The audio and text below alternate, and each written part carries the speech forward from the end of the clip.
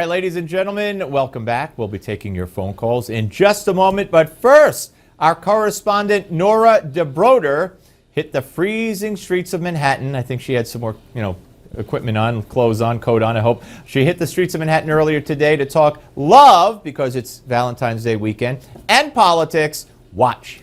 I love my wife, and she's the best wife I ever had in the whole entire world. And that's what we're going to do on Valentine's Day, love. My wife should be giving birth to my daughter this Valentine's. I am married, so I'm expecting some surprise from my husband.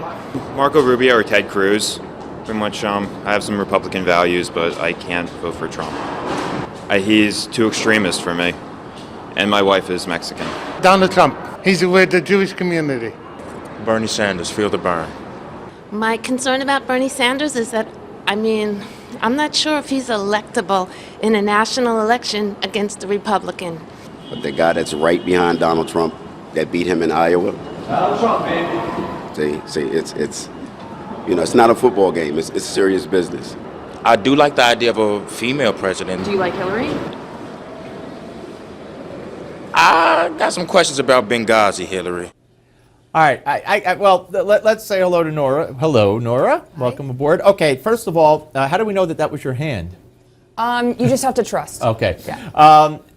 Were you surprised? Because this was weird. This was not in some country club or something. This was in the subway of New York, one of the New York City subway stops, right? Right. Mm-hmm. And were you shocked that in New York City, you had a guy go by yelling out, "Hey, yo, go Trump!" And these people were, not loving Sanders. They loved Trump. They felt the burn. They weren't loving Hillary, who was a senator here. Did this surprise you at all?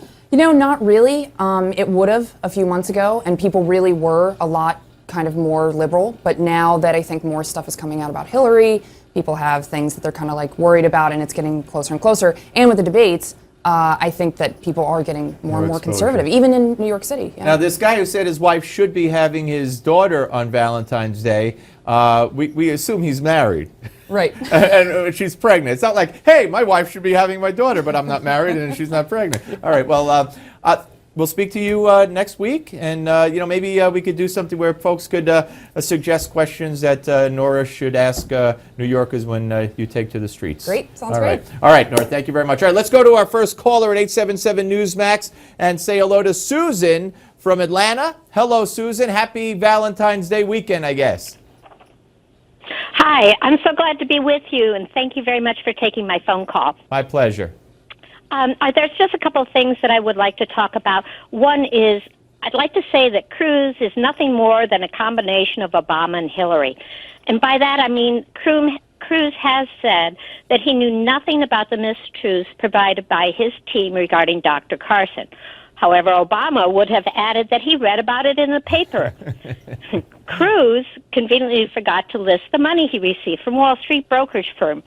Hillary would have said, "What difference does it make?" Or she doesn't remember.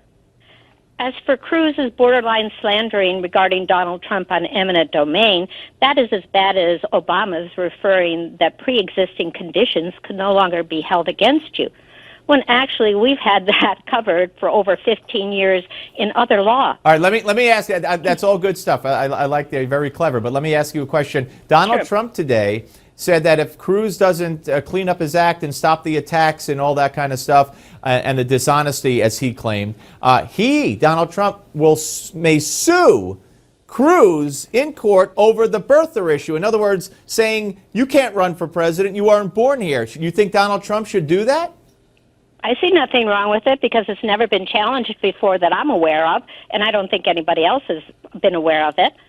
But let me say also that on the eminent domain issue that's come up, well, eminent domain is the power to take private property from public use by the state, municipalities, and private persons or corporations.